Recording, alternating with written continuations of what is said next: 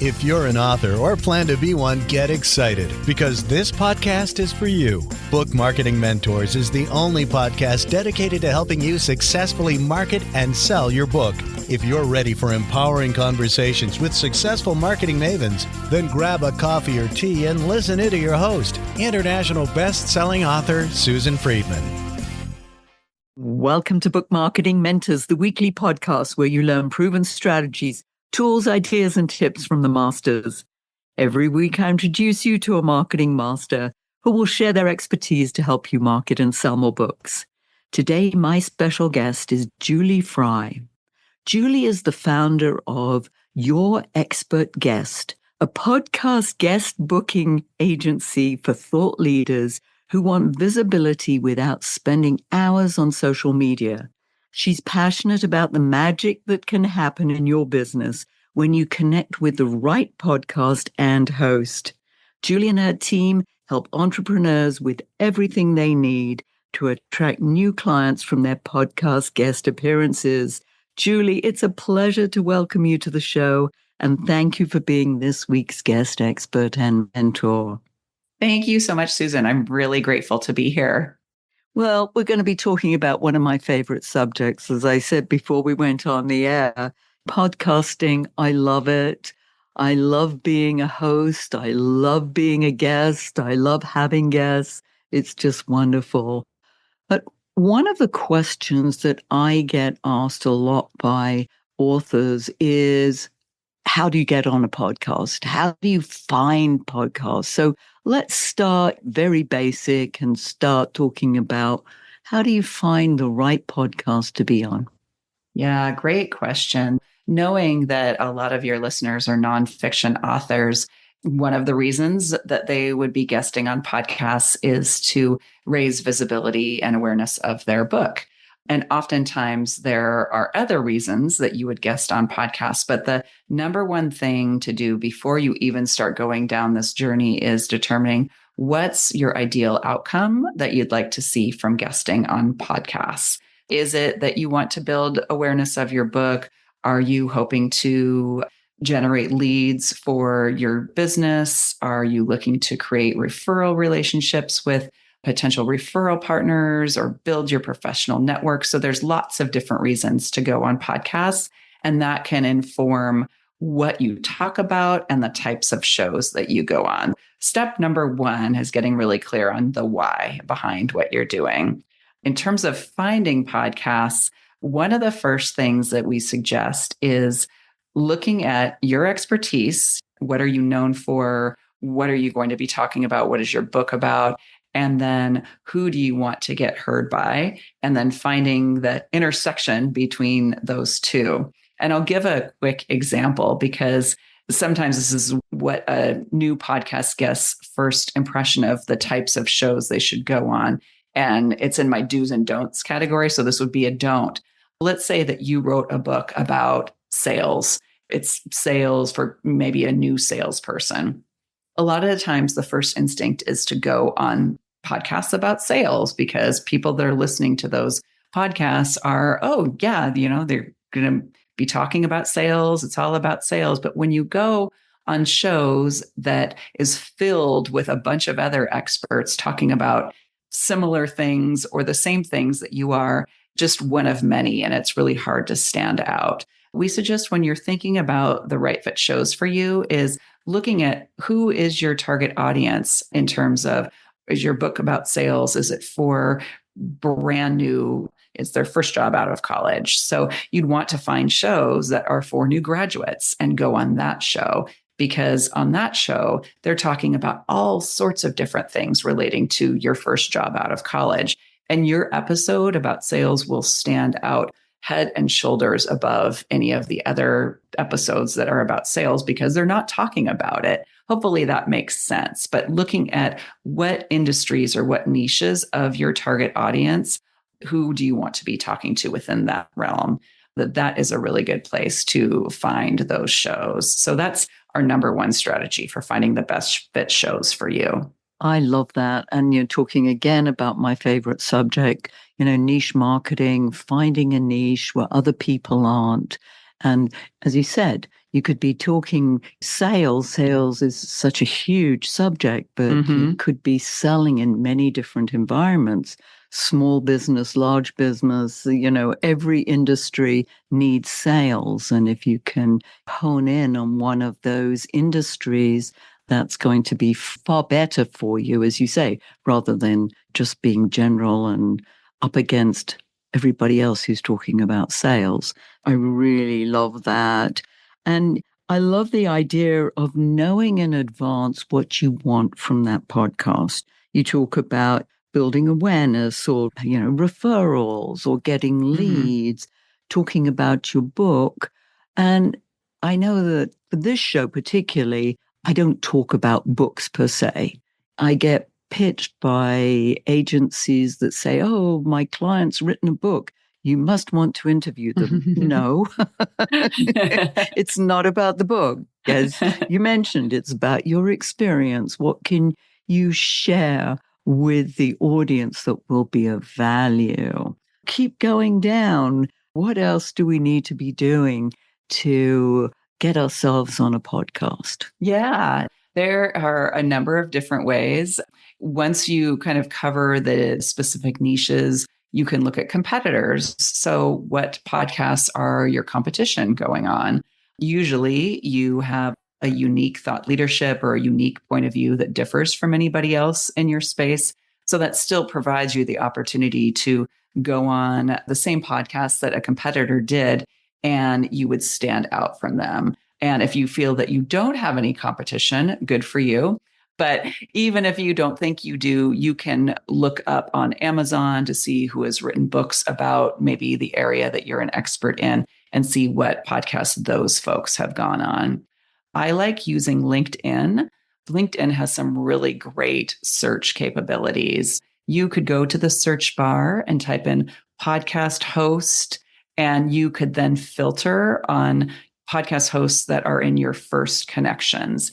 And it will pull up anybody that has podcast hosts listed in their profile and that you're already connected to. What a lovely way to get started on your guesting journey by reaching out to people that you already know because you're connected on LinkedIn. I know some of us maybe don't know personally our first level connections, but at least you have that kind of warm piece where you're already somewhat connected to each other. That's a great place to start, is with people in your own network. That would be another idea on getting started.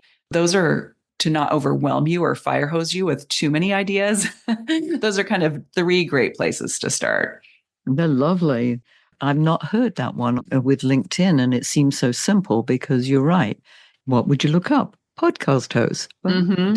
Yes. Yeah. And then you could go a little bit deeper if you wanted to look for podcast hosts that are in a certain genre. So you could include that in the search. But I really like just looking at who's connected to you. We do this for our clients where we will type in podcast host and then connections of our particular client. You can add that too as well. LinkedIn is so powerful. Yes. And I think we underestimate the power of it. It really is. I mean, but even going into, let's say, Google and doing a search on the top podcasts in a certain area is helpful. However, then you're starting from a different standpoint because you don't know the host and you don't know even who the host is sometimes. I mean, there's just that research of finding out who the host is. Yes. So, yes.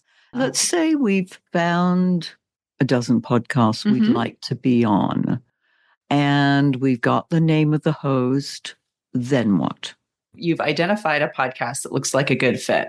We have a checklist that we suggest you go through. I really should turn this into a free resource on our website. I'll put that as a to-do for later.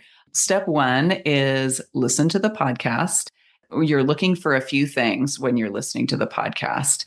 If you're looking at it on your phone or your podcast player, do a quick scan to see, is the podcast still releasing new episodes? Because sometimes you'll come across a podcast, you think it's a great fit, and you see they released their last episode in 2022. The next thing you'll want to do is make sure that they do have guests on, if not every episode, at least from time to time. You can do a quick look through previous episodes on your podcast player. And usually the guest episodes are noted by the name of the guest. It's usually in the title of the podcast episode. Once you've checked those two off, you're in a good place. So now you can really dig in and go through the steps to determine if it's a good podcast for you. In listening to the podcast, you want to just listen for ways that you could connect with the host personally. Maybe they are from the same part of the world that you're from, or maybe they end up talking about their career on Wall Street and you also worked in Wall Street, but you're looking for points of connection that you can use in your pitch. After you've listened to an episode and gotten a sense of their style, kind of how they run their interviews, then I suggest going to the website. From there, look at their about page, learn a little bit more about the host. What's their backstory? What is it that they do? Who do they do it for? Look at their services page or how we work with clients. Get an understanding of what sort of services do they offer. So just kind of gather as much information as you can about the host and the podcast so that when you are sending your pitch, you can really personalize it. And we'll talk more about that later. When you're on the website, you want to be looking for the contact section. Sometimes hosts will say, if you are looking to be a guest on my podcast, please fill out this application here. That's usually going to be on the contact page. If there is not anything referencing that and they just have a contact form, then that could be a way that you send your pitch to the host. Again, looking at the website, looking for how can I get in touch with the people that produce the podcast for this show. Those are the initial steps for once you find a good fit show, you've determined it's a good fit for you, and then you go through the steps of collecting the information so you can actually pitch them. And I love that part of it because, again, speaking from experience, people who pitch me, I know they've never listened to a podcast. It's pretty obvious, right? It's very obvious. If they tell me they've listened to one, it's always the most recent one. Yes. You took the words out of my mouth. Yes. Oh, yes. Yes. We've seen that a lot. I get pitched, and I have a 6-episode podcast that we use for onboarding new clients. And I think I did it in 2021. But I still get pitched for that podcast and there were no guests. I don't have guests. It's not active. So it just blows my mind how often people don't do it takes time, but I'm not talking about hours and hours worth of time. It just takes some time to do the basic steps, to do the research. I hear you. Yes, it really amuses me when I get these requests, and I usually get at least 1 or 2 a week. Oh, sure. And I have a form now because before I was like, how am I going to vet these people? Yeah. So now I do have a form that they need to fill in to see whether it is a good fit. Good. So, good for you. Yes. Have you found that to be helpful for your workflow? Helpful. Very Excellent. helpful, because they might send me a whole letter with all the information about their guest, their client, who they want to be a guest on the show. And it's just too much. I can't take it all in. And I really don't want to know half the stuff that they put in there. Then I say, thank you for contacting me.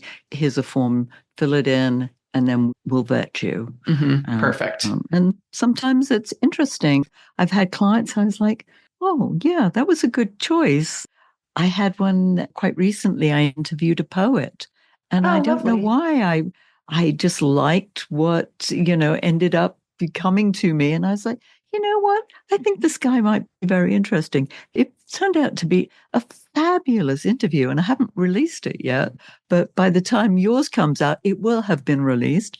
And it was a fabulous, fabulous interview. So you just never know. Yes. Yeah. Yes. And having some diversity in your guests is great. And I'm sure we'll talk about this, but just how either you pitch yourself or if you hire someone to pitch for you, just some things to be mindful of, because you want to make it easy for the host to determine, is this person a fit or not? Exactly. Let's say that you get to be a guest on the show. Mm-hmm. What are some do's and don'ts when you're actually on the show? So you're saying not in the pitch, but once you're on the show? Let's say you've gotten all the boxes checked and they like you and they think, yeah, this will be a good person to have on the show. Okay. And you come on the show, then what? Okay. We'll start with the don'ts first. Don't show up without doing a little bit of research. And this would apply more if you're being invited onto a show rather than you pitching yourself for a show. Don't show up and not do any research. Don't be a hard salesperson where you're constantly pitching your services or your book or whatever it is that you're wanting to promote on the show. Kind of alongside of that, don't be transactional, just looking at what you're getting out of the show, because that's a turnoff for the host. It's a turnoff for the listeners. And it will guarantee that you're never invited back on. And it probably won't be a well listened to episode of the show. Don't provide a 500-word bio to the host for them to read. One of the shows that I listen to on a weekly basis, she had a guest on recently and she proceeded to read his 500-word bio. And I just stopped listening and I didn't listen to her show that week because I didn't want to hear that long of a bio. Let's see what else. Don't forget to thank the host when the episode is over, whether it's an email or a thank you card in the mail. Don't forget to share the episode when it goes live, because that's how the host can continue to grow their show by reaching new audiences. Those are some of the don'ts. Some of the do's are just the flip side of what I just shared. So do have a quality microphone so that your audio will match the quality of the host. It's a turnoff to listeners if the host has great audio and the guest sounds like they're talking inside of a tin can. Do show up with stories of either how you got started in your business or why you wrote this book or how you work with clients. But stories are how we all learn and connect. So the more you can bring into your interview some great storytelling, the more engaging of an interview it will be. Let's see, share the interview once it goes live. I am a big fan of leaving a host a rating and review because, again, it just helps their show get found and discovered by more potential listeners. Let's see, have I missed something glaring? I'm kind of going off the cuff here, Susan. But they're really great points and reminders too. I love the fact that you said that 500-word bio. I've had those. I will not read those. Good. I want 75 words or less. It's short, sweet, and to the point, because to your point, it's off-putting that you start an interview with this long bio. That's ridiculous. Absolutely ridiculous. Yeah. And if somebody sends me a long one, I shorten it. I'll put it through ChatGPT and say, hey, give me 75 words on this. I was just going to say, I was going to suggest that same thing. Is ChatGPT can be really handy for shortening bios, coming up with interview topics. There's a lot of great ways that you can use it. So don't be afraid to do that if you've got a really long bio. Yes. And sometimes if I'm not sure what questions that I want to ask, I asked Chat. I said, well, if you were interviewing this person, give me some simple, down-to-earth questions that I could ask. And perfect. Yeah, it does. I love it when that happens. And I had one such a great resource. Yes, somebody said to me, oh, you ask such in-depth questions, such great questions. And I thought, yeah, Chat helped me with that. Didn't tell them that. Yes. I love that. Thanking the host, sharing. I think that's so important. I do ask in my form that they say that they will share, and we do send quotes if they want to share things. So in the transcription, we get suggestions. So we try and give our guests as much information as possible to make it easy for them to share. I love that. I see a lot of hosts that ask their guests to share the episode, but then they don't let them know when it goes live. They don't provide any copy. So it's actually hard for the guest to do it. The easier you can make it for them, the better. And then for the guests that hesitate to share because they feel like they're being boastful or they don't like talking about themselves on social media, I suggest put the spotlight on the show then. And like, for instance, if I were to share my episode, I would just put the highlight on Book Marketing Mentors and why this is such a great show for nonfiction authors on ideas on how to market your book. And oh, by the way, we talked about podcast guesting in your book marketing efforts. And so you're putting the emphasis on the show and who should be listening to the show and hopefully getting you new subscribers. So I find that's a really good technique for people that I'm hesitate eager to share. Yeah, I can't wait for you to share this episode. That's going to be fabulous. I know one of the topics that you like to talk about is how to repurpose the interview, because you've done the interview and you do a share on your social media platforms. And then what? Mm-hmm. How can we repurpose it so that we can get more mileage out of this interview? Yeah. One of my favorite ways to share about repurposing interviews is one that isn't talked about a lot, and it's to use it in your discovery process with new clients. Similar to, like, let's say you're having a family portraits taken and the photographer sends you links to how to dress for your photo shoot and advice to be prepared for in the photo shoot location. You can do the same thing with your podcast interviews. So think about the questions that come up most often from your potential clients and find your podcast guest episodes where you talk about those situations or those questions, and you can share those even before you have a conversation with a client. Like, say they book a call with you, you can email them, I'm looking forward to our call. Here are some of the common questions that come up with clients, and here's an episode where I discuss those. We have a client that does this really, really well. She's a money coach. And because people are working with her in such a personal way, she really wants to make sure it's a good fit. And so she will, based on kind of why they came to her, tailor certain podcast appearances so that they can get a better sense of what working with her looks like. And she says it's very helpful. It cuts down on that process and the timeline from when somebody discovers her, books a call, to when they become a client. That's one of my most kind of underutilized way to use your podcast guest episodes. I really like that one. I think that has great value.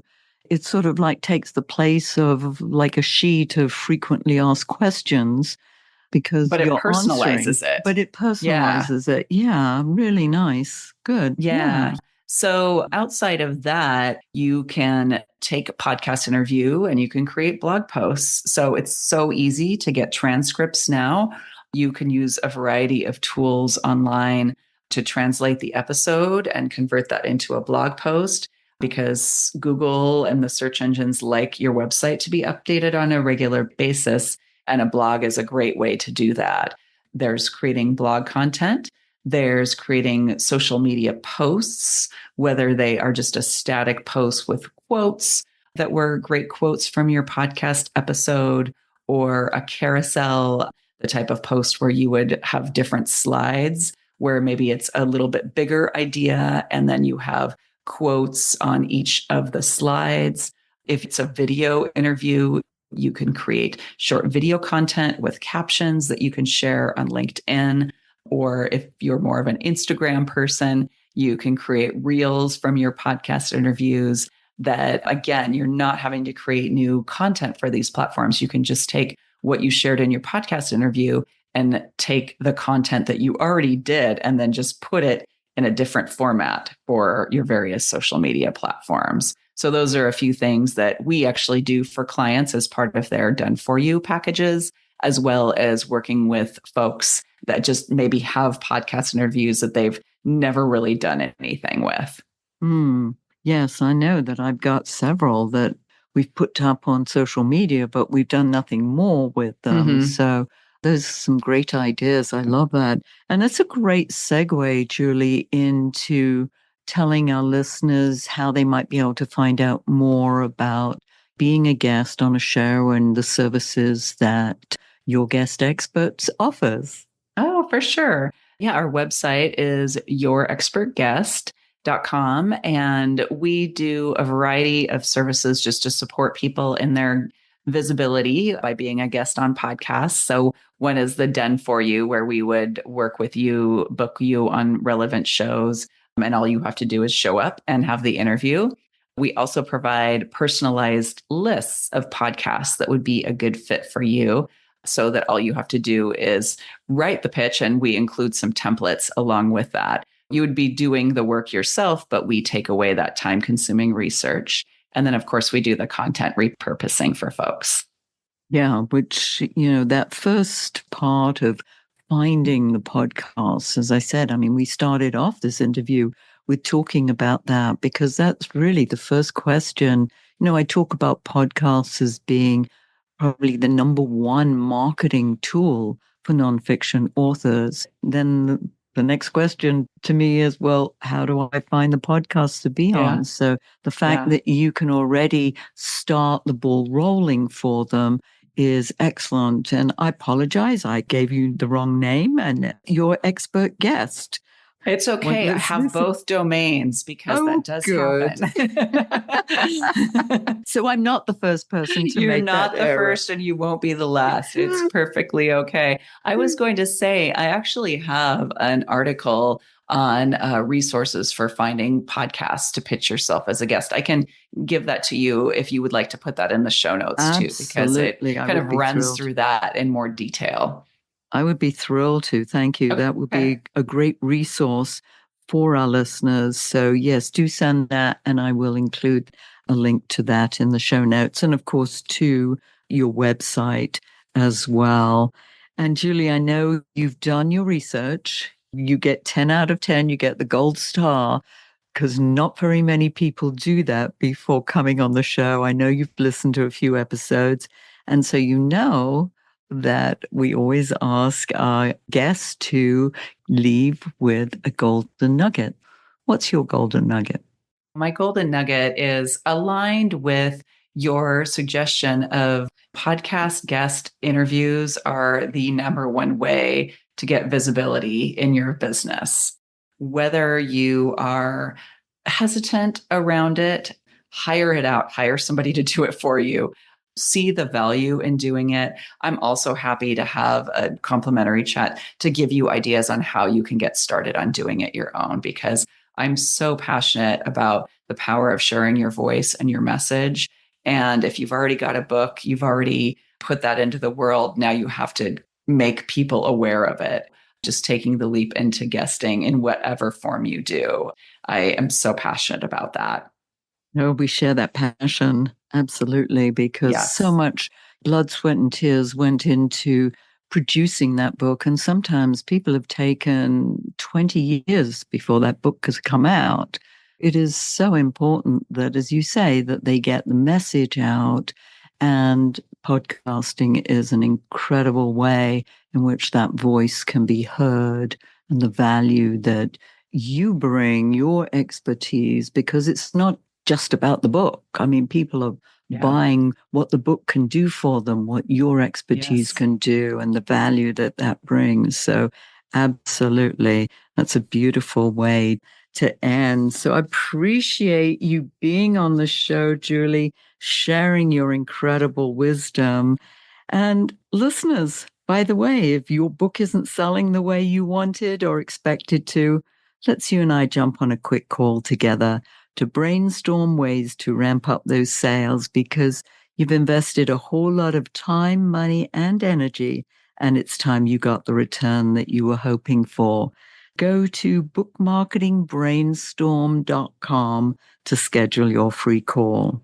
And in the meantime, I hope this powerful interview sparks some ideas you can use to sell more books. Until next week, here's wishing you much book and author marketing success.